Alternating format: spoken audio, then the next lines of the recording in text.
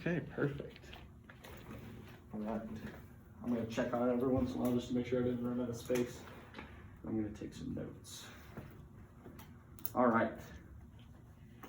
So, let's start with who you are. You got your audio turned on? Yeah, we're good. Okay. Let's start with just who you are. Name, where you're from, something like that. Well, I started out as Linda Rice, born in Sardis, Tennessee, which is not on the way to anywhere. Then we moved to Lexington, Tennessee, then eventually to Lauderdale Courts in Memphis, which is where Elvis grew up, oddly enough. Yeah. Not at the same time, of course. But the place, as a child, I thought it was just great. Now it's very much a tenement district and considered to be very unattractive and low income and so forth. But anyway, that's where I grew up. And my father loved to move, much like your father. Yeah. And we then would go to different houses because every Sunday afternoon he wanted to put us all in the car and just go look at houses. He loved to do that and sort of suppose this, suppose that. We ended up in Longview Heights, which is South Memphis. And we lived there the longest at 514 East Devant. So it was a very small 2-bedroom house. I had 2 sisters. And we had a very good growing up year. Lots of playing on the sidewalk, kick the can, hopscotch. When I took David and Harrison there as adults, I just said, I need to show you the place where I grew up. And when we drove down that street and they looked at the house, they said, Mom, we didn't know you were this poor. And I said, I wasn't poor. Yeah. I had a great time. I knew all the neighbors. Every afternoon after school, Mother sent me to the grocery store on my bicycle to get the food for supper at Mr. Ed's grocery. And all I did was get what he told me to, and Mr. Ed said, okay, I'll put it on the tab. At the end of the month, when my father got paid, he went to Mr. Ed and paid for the groceries. There were no credit cards. Yeah. There was no cash that I ever saw because that's just the way we did business. That's so interesting. Yeah. And so I just remember the basket on my bicycle. That was sort of my job. And then by the time I was in the 5th grade, I auditioned for a chorus called Young America Sings. That was life-changing because it gave me an identity outside the family. And I would walk 2 afternoons a week. We rehearsed in downtown Memphis. So I'd go to the radio station. You know, I got on the bus by myself, rode to downtown Memphis, about a 20, 30-minute drive, or on an electric bus. Then on Saturdays, we did the live radio show from 1 o'clock to 2 o'clock. And I was the youngest. It was a chorus that had been broadcasting live for years and years. And I learned music.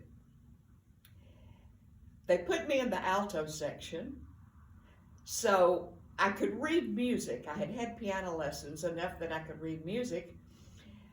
But I learned all these choral works that I could still sing right this moment. Yeah.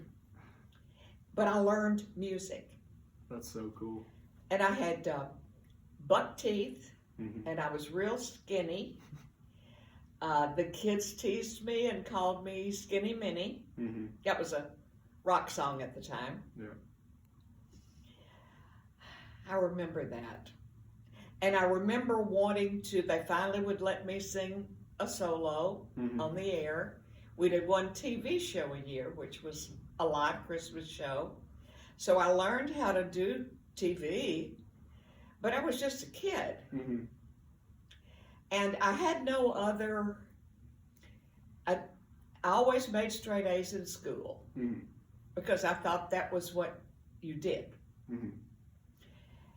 I don't remember Mother and Daddy ever helping me with my homework or everything. I was totally independent. And the music, my sisters and I would do shows on our front porch and invite all the neighbors. And we would sing and dance and produce a show. I'm sure we would have loved to charge for it. I don't know whether we made them pay a nickel or what. But did music there. And so that was my life, singing on that show until we moved to Savannah, Tennessee in the 10th grade. And on Saturdays, my mother and father never said, when are you coming home? You know, I went downtown, we rehearsed, we did the show. Then I roamed downtown Memphis, mostly the Cosset Library. I remember now the way it smelled. And I would go there and sit in a corner and just be surrounded by all those books. And it just gave me the biggest rush. And so I read a lot. Before dark, I would always leave, catch the bus, so that I was home by 5 o'clock. So to my knowledge, they never worried about me. They trusted you. They trusted me. I do remember when I was 14, I can even recall the blue checked blouse that I had on that day. So I was beginning to think about my future, sort of. I knew I wanted to go to college. And I knew there was no way my parents could afford it. So I thought, what am I going to do? I was walking on Main Street in Memphis, and I went into a bank. And I waited my turn, I sat down, and I remember saying to the banker, I'd like to open a bank account. Well, in those days, things were loose. I mean, I didn't have to sign any papers. You know, he said, all right, I'll open a bank account for you. I said, I need to save for college. And he said, okay, so how much are you going to put in to open the account? And I said, $2. And he looked at me and he said, all right, young lady, you've got a bank account, give me the $2. That was it. So for the next years, until I went to school, I put babysitting money in there.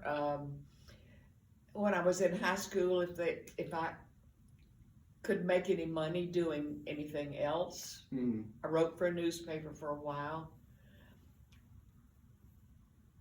And so I just kept adding to that, but it was not enough.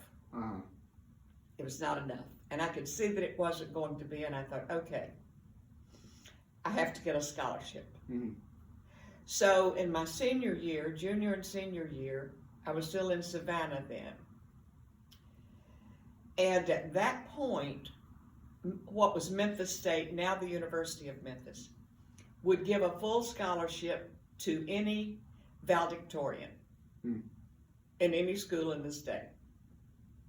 So I thought, well, I'll have to be the valedictorian. So I did.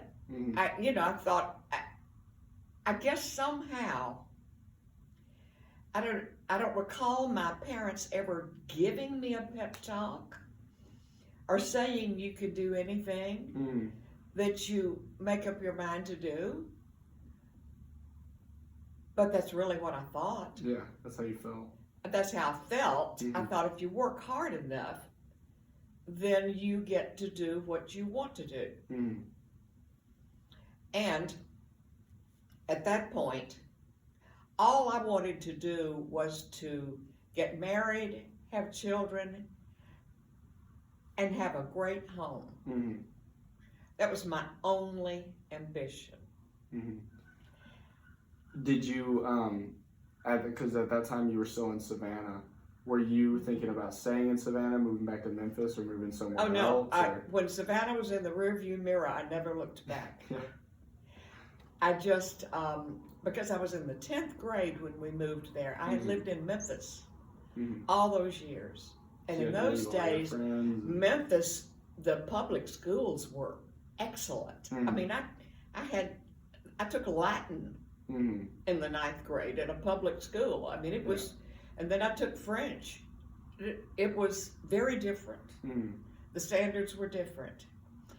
And so when I moved to Savannah, their educational system was way behind what I had been accustomed to in Memphis. So I hardly knew what to do. I hardly knew what to do.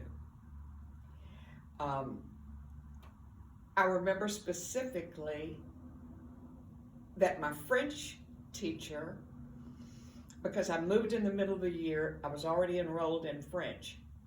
And our French teacher in Savannah came in that day and she said, "Bonjour, monsieur." And I thought, oh dear. Because the teacher that I had in Memphis in a public school was French. Yeah. Bonjour, monsieur. Yeah. You know, I had heard somebody really speak French.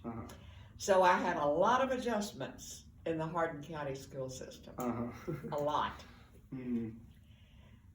And, but I remember thinking, okay, I can do this. Yeah. I'll figure out a way. So I can't remember how I got the job at the Savannah Courier, was a newspaper there. Yeah, still is. Is it still there? Yeah. Well, I wrote a weekly column called Teen Talk. Okay. So that gave me, it was really just a teenage gossip column. That's really all it was. But it gave me writing skills, deadlines. And the bright spot in my education at Hardin County High School was the English teacher. And she pushed me, nailed me to the wall, taught me grammar, didn't let me get away with anything. Yeah. And so she, when I look back on it, she taught me to write.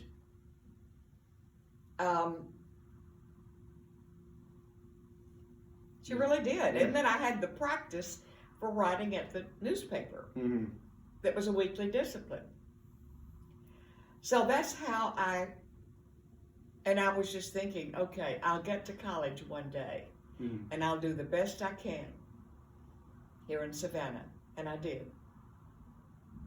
Yeah. I'd never been out of a city environment, so I learned to water ski because that's what the kids did. Yeah. At Pickwick. In Pickwick, I remember one time skiing from Savannah under the bridge where we put in to Pickwick and going through the locks on a pair of water skis. Somebody had dared me to do it, and anyway, I escaped with my life. I'm trying to remember if there was anything else of note in Savannah. I'm not proud of it, but I changed physically when I was about 17, junior, senior in high school. Some dentists straightened my teeth. And I started looking better because I was growing up. Yeah. And somebody entered me in the West Tennessee Strawberry Festival. In those days, there was a queen of everything. Yeah. It was the atmosphere, particularly in small town America, of beauty pageants, which I was always secretly embarrassed by. Yeah. And knew that it wasn't really me, but it was my ticket. I won money. I won prizes. And I look back, as I say, I'm not proud of it, but I used that experience because I knew how to walk. When I went to Memphis State, I got some modeling jobs. Well, I didn't know how to model. So I remember watching the women who were about 10 years older than I, who were experienced models. And I thought, I've got to watch what they do and do the same thing. I take notes.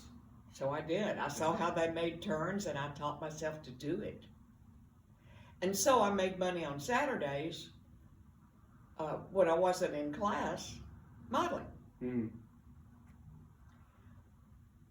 So I learned what fine clothes were. I learned how to make turns. I learned how to walk. Yeah. Because again, that was my ticket. And I had to make it happen.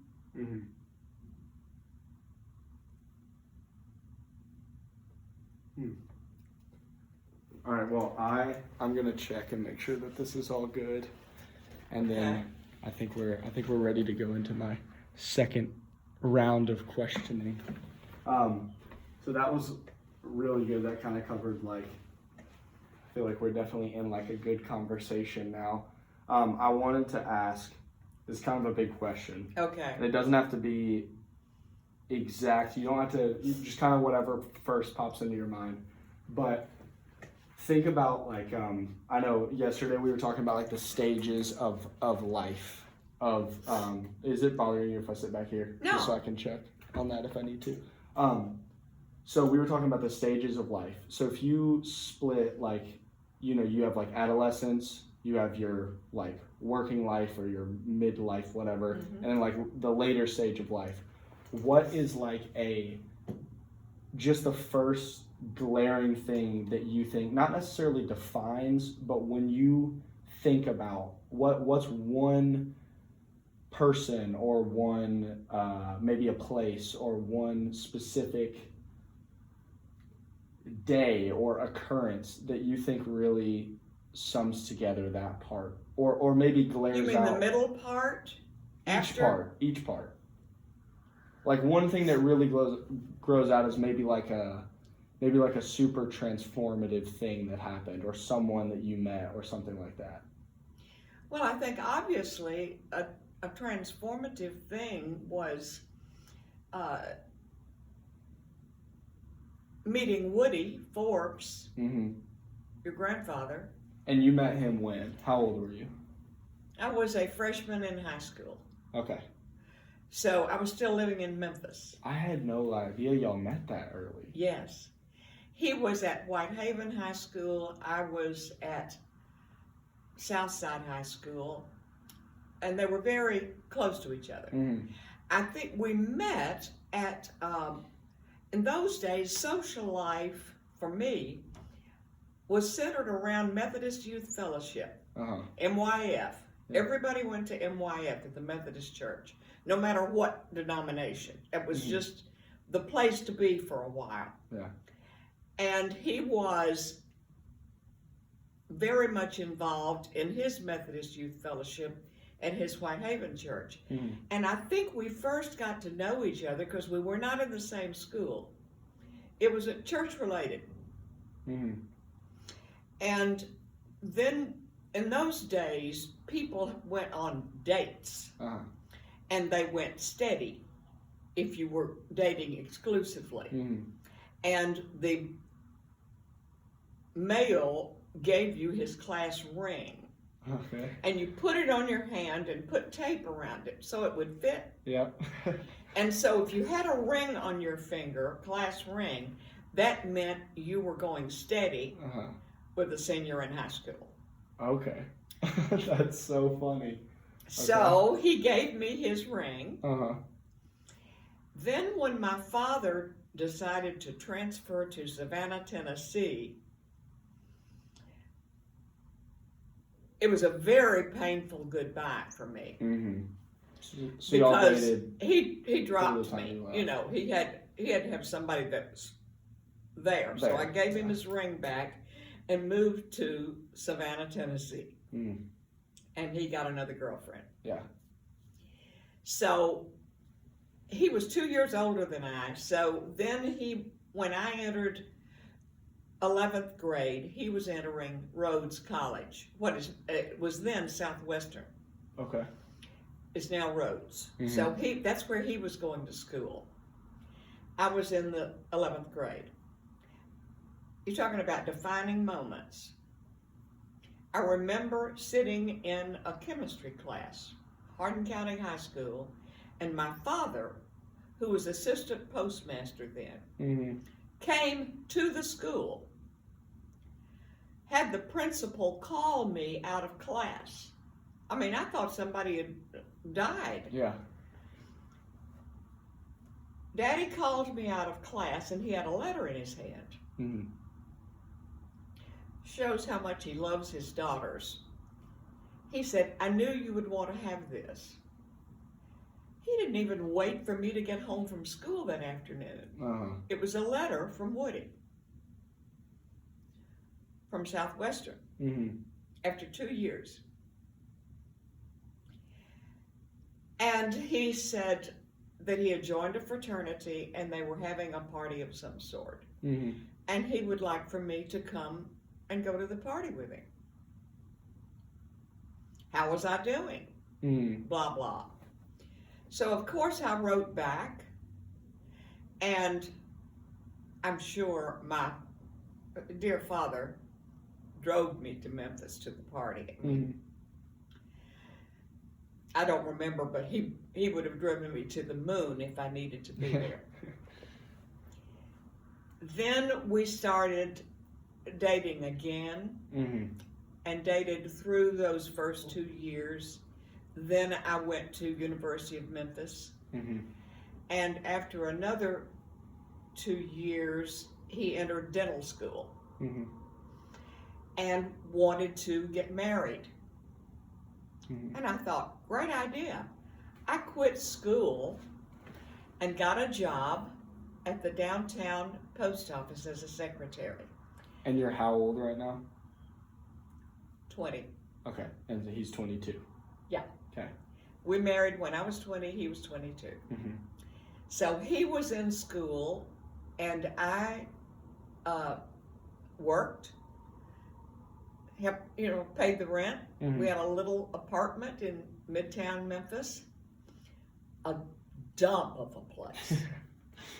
I rode the bus to work, rode the bus home every day, walked the 2 blocks to our apartment in the dark. I don't recall ever being afraid. Memphis was not a fearful place then. Or at least if it was, I didn't know it. Yeah, you felt at home there. I felt at home there and totally safe, and I was used to riding the bus. I mean, who needed a car? And at the time, your parents were still in Hardin County? Yes. Okay. Where they remained. Okay. So they were still, and I would go and see them, on the weekends when I could. Because I remember Woody's father was a really nice guy. And he would go to these automobile auctions in Mississippi. Anyway, I gave him $200 from my modeling work, and he bought me a 1950 Ford Coupe, beaten up car, navy blue, stick shift, which I knew how to drive. My father had taught me to drive a stick shift. And so then I had a car. That old Ford. That's awesome. So it was a very, very used car. You could imagine for $200 what you could get even back then. It was not a Cadillac. Okay, so you would say, just off the top of your head, like meeting Poppy was the. Oh, it was the. That was one of, for that early life. Oh yes. That was the defining. And we were married for almost 20 years. And the other defining moment, because we lived in, he got a really good offer to go in an orthodontic practice. So we moved to Jackson, Tennessee. David had just been born, because I remember he was 5 months old. And that was in 1964. 64. Okay. All right. So he's 5 years older than Dad. His dad was 69, right? No. I got married when I was 1960. I was born in 1940. Okay. Got married when I was in 1960. David was born in 64. Okay. So then we moved to Jackson, Tennessee. And probably the most defining moment of my whole life, was when Woody left. I can't think of a single level of existence on which that was not earth-shaking. We were sort of the quintessential successful young couple. In the church, very active in the church, parents of the youth group. Stop me anytime you want. Oh, no. I didn't know that, but when you said defining moments, I can't. No. Skip that. This is perfect. I was making sure it's recording because this is all things I've never heard about. Well, no. I didn't even know how you and Poppy met. So I've never heard of any of these, you know. So this is perfect. Well, I don't know how much detail to go into here, except that my whole identity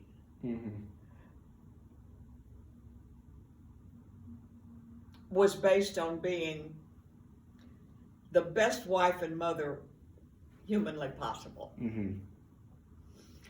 And I worked way too hard at it. Yeah. I look back on it now and realized that in many ways I bored him to death. You know, I was very predictable. And he had a midlife crisis. And really fell in love with this young woman. So he married her after even when he asked for a divorce, I had never opposed him on anything. So it was very... Never disagreed with him on anything. It came completely out of left field. Yes, it did. And so I realized, you know, looking back, he was able to say to me, in all honesty, I never felt about you like a husband should.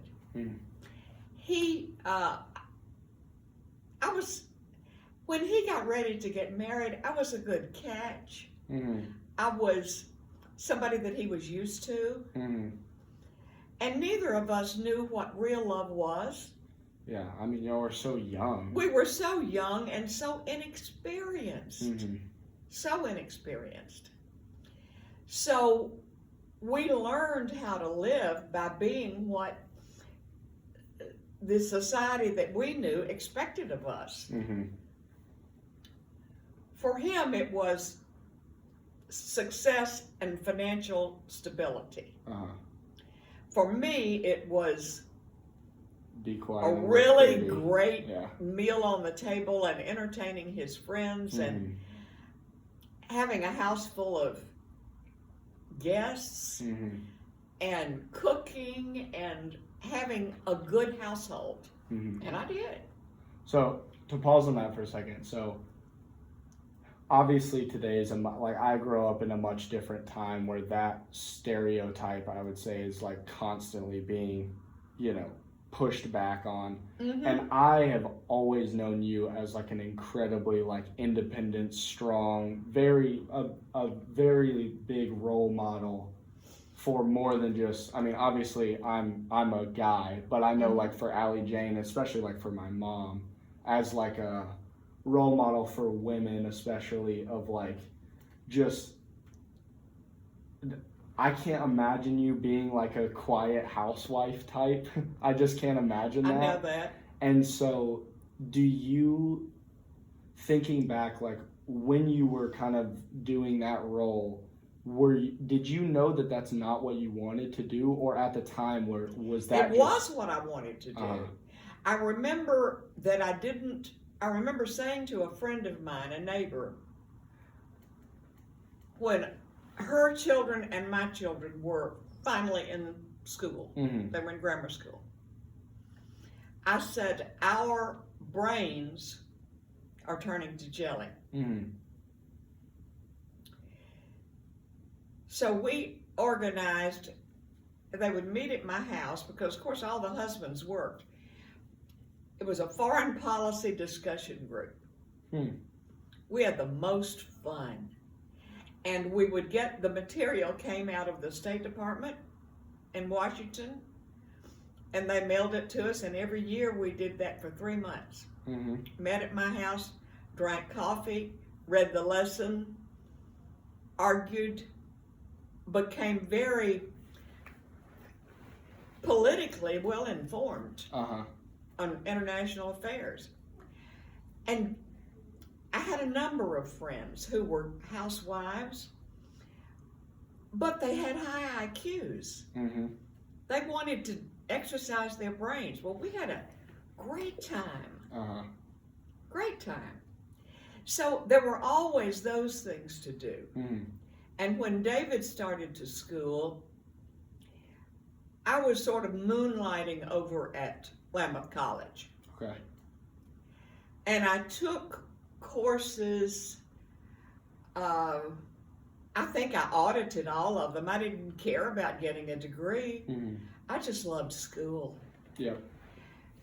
And I took a lot of philosophy courses about which I didn't know beans about philosophy. Yeah. Music appreciation. Finally, theology. And then I became I was under the influence of a couple of really sharp theology professors there that had a great influence on my thinking. So far as I'd been a good little church lady all my life, and they taught me somehow to question everything and think outside the box.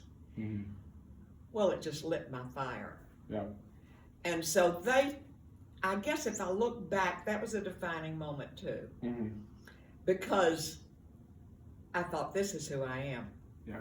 I like thinking about ultimate questions. I like digging, like you take a spade and dig in the dirt. I like to dig down beneath the reality that we see to where the engine is. Yeah. And ask questions that can and just ask be questions talked about that are forever. outside the box. And I wanted to be in an atmosphere where I didn't get called out for that. Well, what better than a college that's a church school that has very progressive professors? So they took me under their wing, and it was just fabulous. Yeah.